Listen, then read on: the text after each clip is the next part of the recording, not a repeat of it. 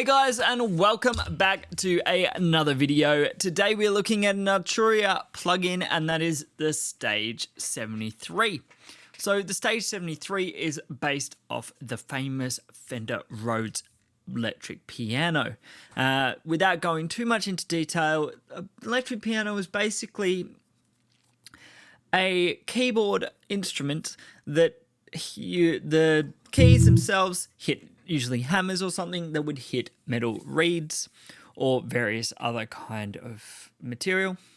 And then a pickup would pick these up, and then it was sent through an amplifier and amplified for you to be able to hear. It was a lot more portable, even though it's not actually that portable. They're really heavy, but a lot more portable than a real piano, and gave a completely different sound. And kind of a lot of artists ended up being famous for using electric pianos, and they would different sound, different kind of vibe, almost like the electric guitar to the acoustic guitar. So the Stage-73 is emulating the most famous, and that is the Fender Rhodes. I did another video as well on the Wurlitzer. I'm not sure which one's coming out first, but yeah, there was Arturia also did the Wurlitzer. Now, the way Arturia work, as opposed to a lot of other ways of capturing electric piano, is by modeling. So it uses algorithmic modeling instead of using samples to try and get the sound. So what this does, it allows you to kind of have a lot more control over the sound, where a sample would be a single snapshot of that sound. Instead, this models everything, and you can change various parts of the sound, and you can emulate a lot more, which is really, really cool. So we're going to just go through the features, briefly, some of the features, and play through some stuff. Now, I'm not a great pianist, so the playing is just going to be more about the sounds. And then we'll also have a look at a few presets and just show the scope of what the presets can do. It's a quite powerful plugin. It's more than you think for just, electric piano. You might think, oh, that's one sound, electric piano sound, but it is quite deep in what it can do. So you've got two keyboard models, the Stage and the Suitcase, and these were basically two different models. A Suitcase had the amp built in. I believe the Stage, it was a separate thing. You got different controls as well for each of them. So we'll start with the Stage, and we'll look at the Suitcase as well. So on top of your controls here, which is bass, boost, and volume for 74 and 73, it's tone. So, it's different models there. You have a guitar amp here, which you can control. You've got a basic kind of mic control here, on and off axis. I don't know if you can change the actual model. I don't think you can. On the Wurlitzer one, you could change the cabinet model.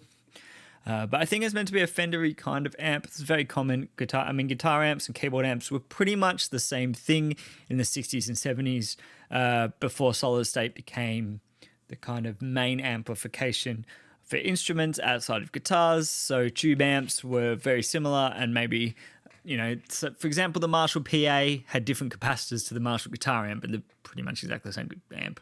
You can just mod the front end and they become the same amp. So a lot of keyboard players were using guitar amps because they're readily available, until something like the Jazz Chorus came along, which was much more solid state, much more guitar, it's much more of a keyboard amp, and it's also a guitar amp.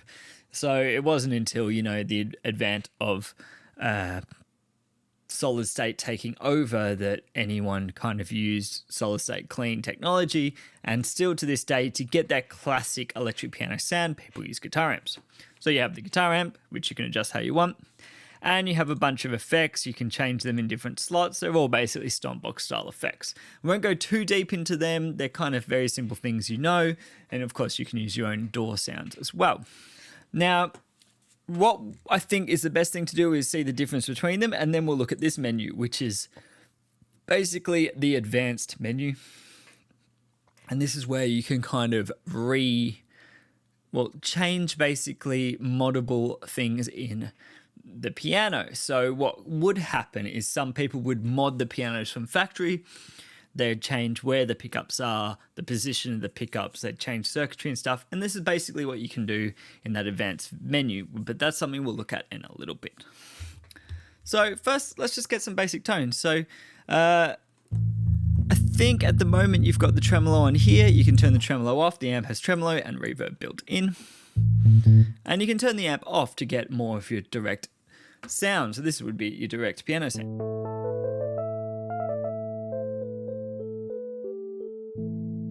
With the amp on, it's actually a lot louder there. Volume down a little bit. You can see that is very much, when you listen to it, much more of what you expect from that electric piano sound.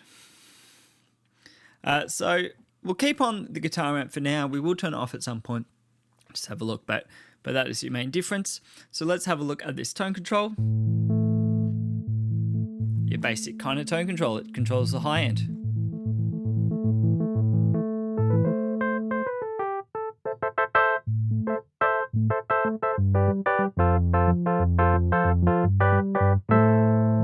So you want something more moody, obviously you can turn it down.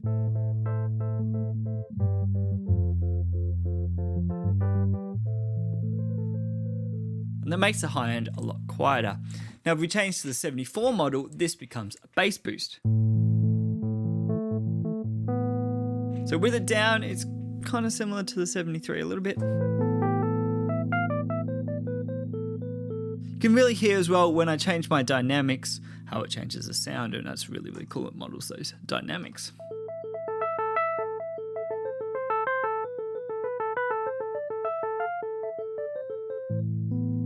Turn the bass boost up, much more bass.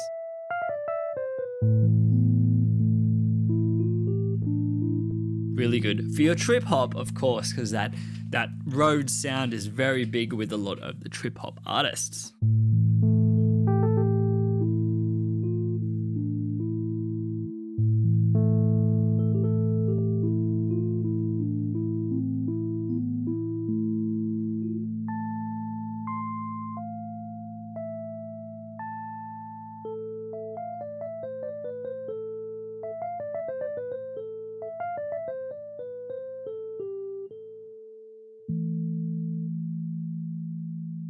So let's have a look at the Suitcase model. Now this has some different features. You have got a 2-band EQ now. And you also have built-in vibrato with speed and intensity. So we can, first let's turn that off and just have a look at the treble and bass controls.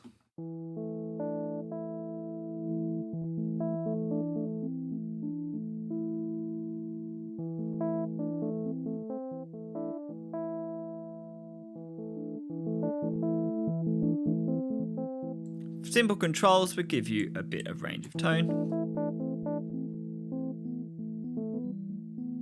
You can already hear there's a difference in tone. I believe this is mainly the speaker cab and amplifier used.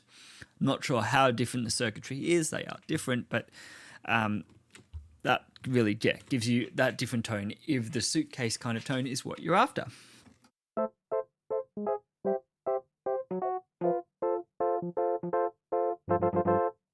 Now let's have a look at this vibrato, which I believe is actually a tremolo.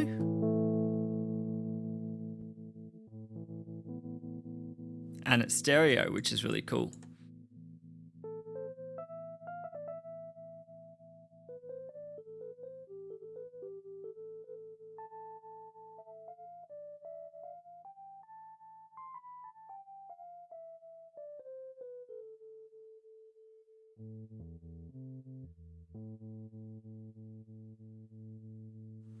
With a little bit of delay, you can get some cool things going.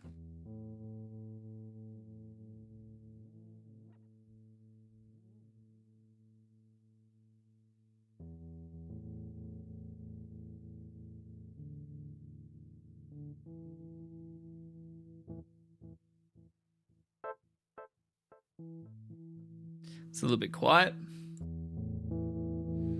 Turn it up a little bit.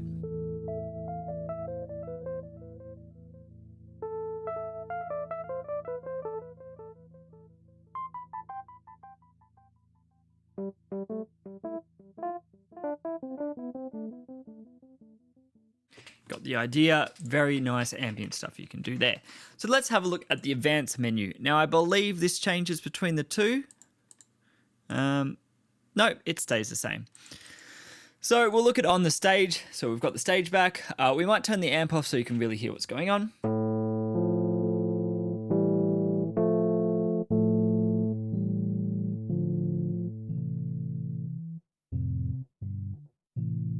Let's turn the bass boost down just a little bit. So the first one is harmonic profile, and this is kind of how the harmonics work. Now, obviously this isn't something you could change just by changing the profile in the actual Rhodes. It was much more of a thing you might be able to do if you changed what the reeds are made of or what the hams were made of and all that kind of thing. That would kind of change this harmonic profile, but this is more in the emulation side of it. And it can get some very non-realistic things as well, which is cool. So basic is great. Then you got noisy basic, which I believe has more noise. And acoustic noise, right? So if I go softly, let's go softly. You can hear that it's way more high end.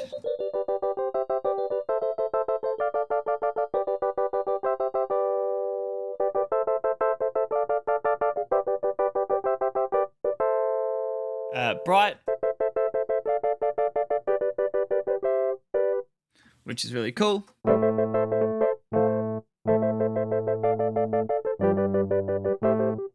wait, what have I got to play it with?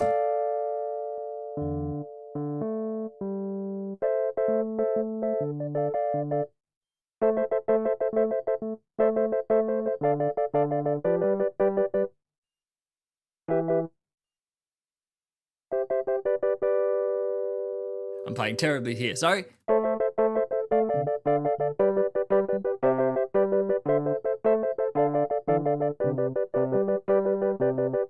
You get the point.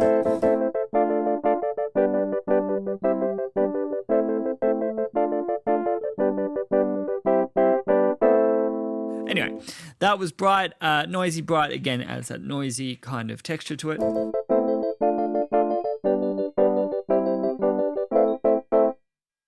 Then you have open.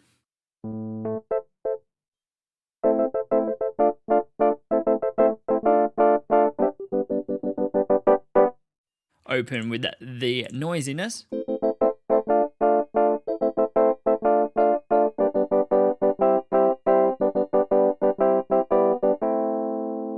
You have dark. So they're very, very subtle, but definitely change the character. And third boost, which I guess is a boost in the third harmonic, which is cool. Oh, I like that.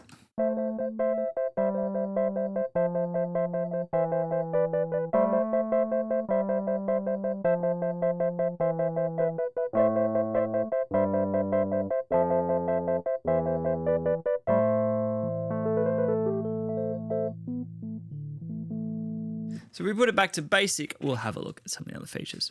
So you have tone bar resonance, which is basically how much the tone bar resonates, which is kind of gives you that acoustic quality. See, it's not very sustained here. You've got a kind of dull kind of attack with not much sustain or resonance.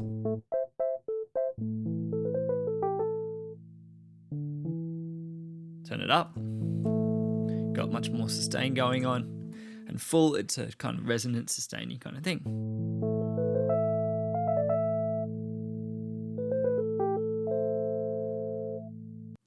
Next you have pickup distance, which is how far away the pickups are. So you get a different kind of variation in tone, like on a guitar, how you've got different pickups. It's a bit like that. A lot more kind of MIDI, low endy, not as much of clarity. A bit more ambient too. Tuning, obviously affects tuning. Mostly you'd want to use 440, but if you're doing other different tunings, which some people are, Arturia often allow you to do that. Now pickup alignment, I believe, is the angle of the pickups. Again, it's just a tonal variation. Get this kind of slightly out of phase. It's not actually out of phase, but it kind of gives that idea. Honky thing.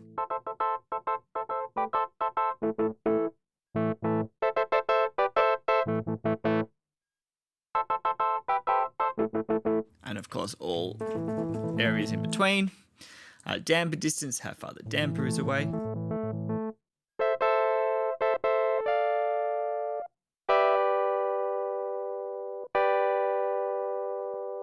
I don't know if you actually have to dampen to do that.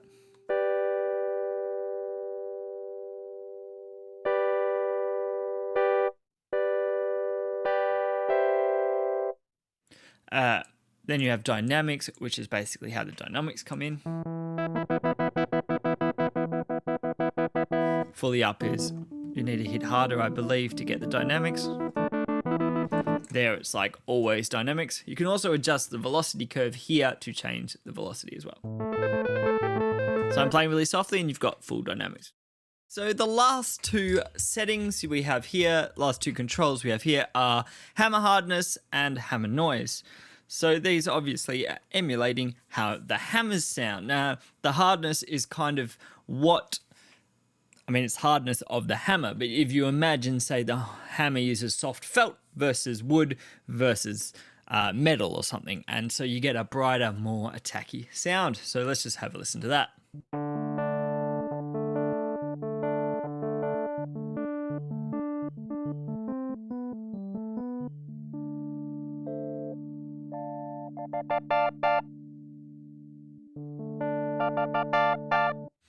So you can really hear how that would make a difference when you're using it with all the other options you have here to kind of create your own electric piano sound. And then hammer noise is the noise of the hammers, which I don't know if it's sample based as far as that goes, but yeah, it is that mechanical sound. So if you want a more pure sound that doesn't have that mechanical aspect, you can turn it down, or if you want to sound mechanical, of course, turn it up.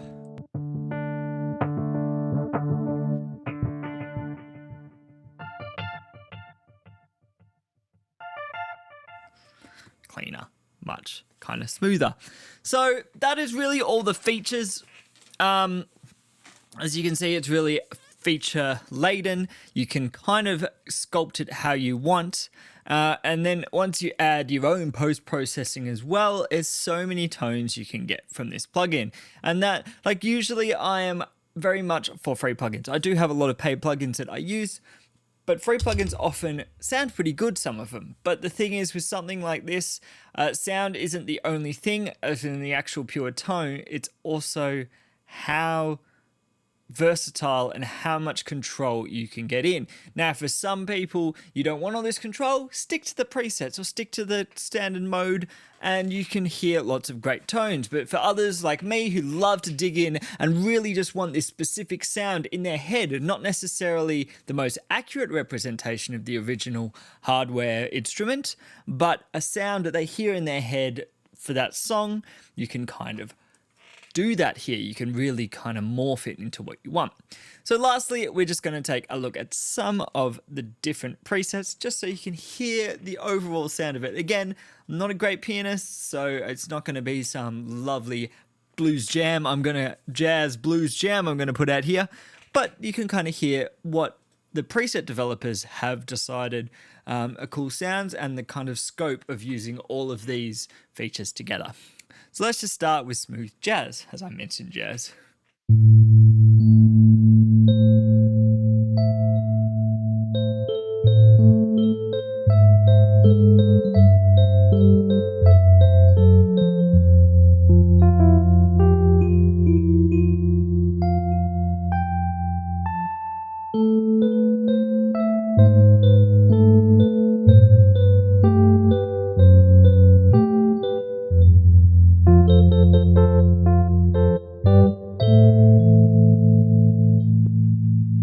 Smooth it is with the noisy, but you get the idea.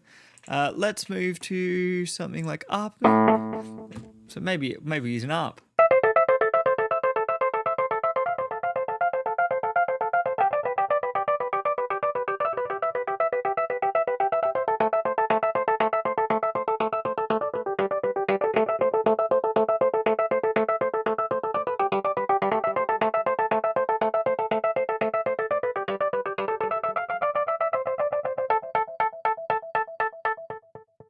That was a cool sound. I don't know if that's meant to be used with art, but I liked it. Cool for an intro or something. Let's go to Bad Vibes. I'm guessing this is meant to be like a vibraphone, except bad.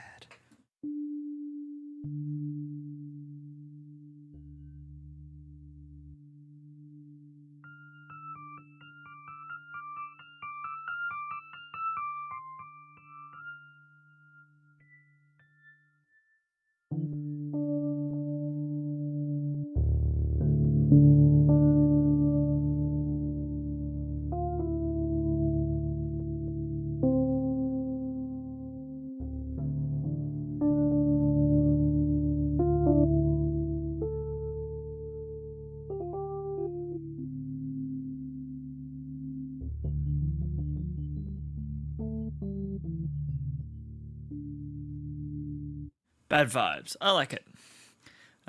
Bruised to confused.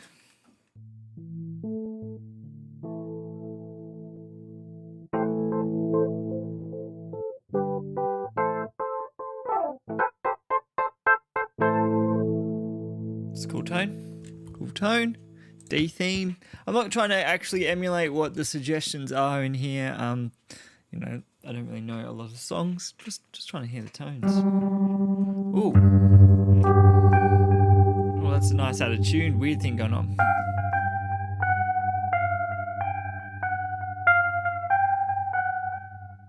That is cool. That is very cool. Distortion is up.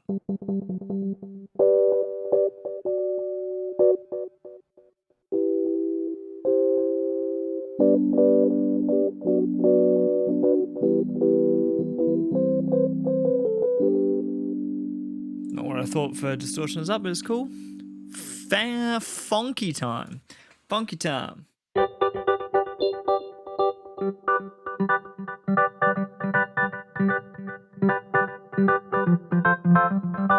I'd say more reggae time.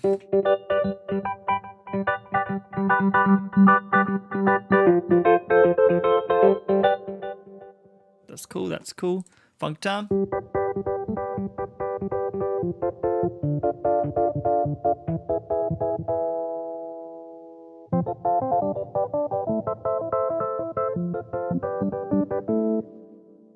Cool, cool, cool, cool. Let's go music box.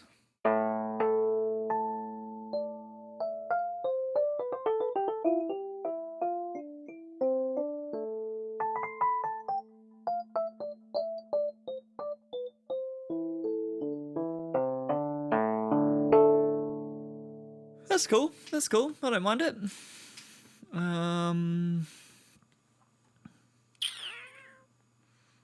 70s.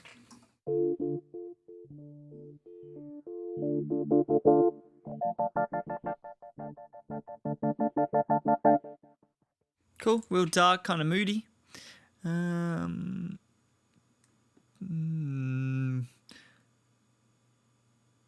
a B3? Oh yeah, that does kind of give that B3 vibe, doesn't it? Might be a bit loud.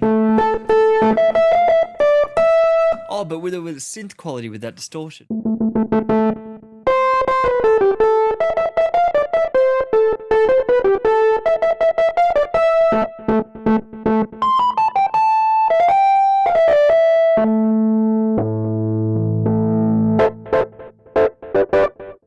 Not the best overdrive. What happens if we put the amp on? That's got more of your John Lord vibe. Sort of not really, but more of it.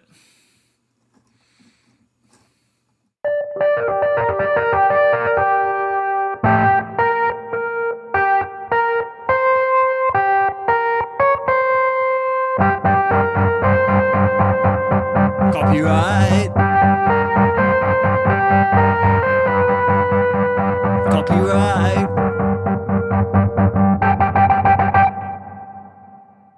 Cool, cool. We'll try one more before we go.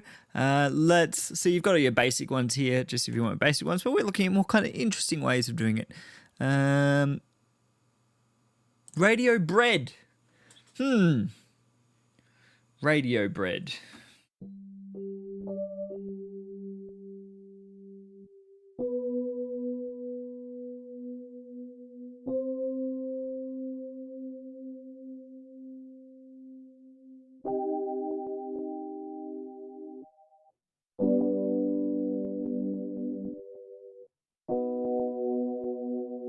no, this is not the song they meant. I mean, this isn't a song. I'm not playing any songs.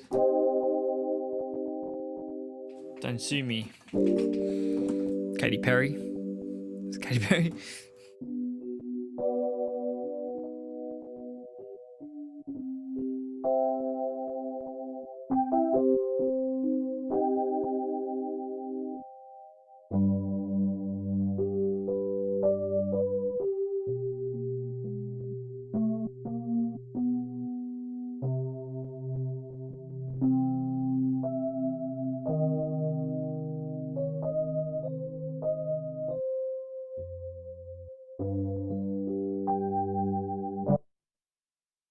Anyway, that was the Stage-73V by Arturia. You can get it part of the Arturia collection, or you can get it by itself. As I said earlier, I've got the Arturia collection because for the price, I got a lot of plugins. Now, are the plugins always the most realistic? I don't think so. Some of the synth plugins, the older ones especially, I find lack a little bit of that analog sound.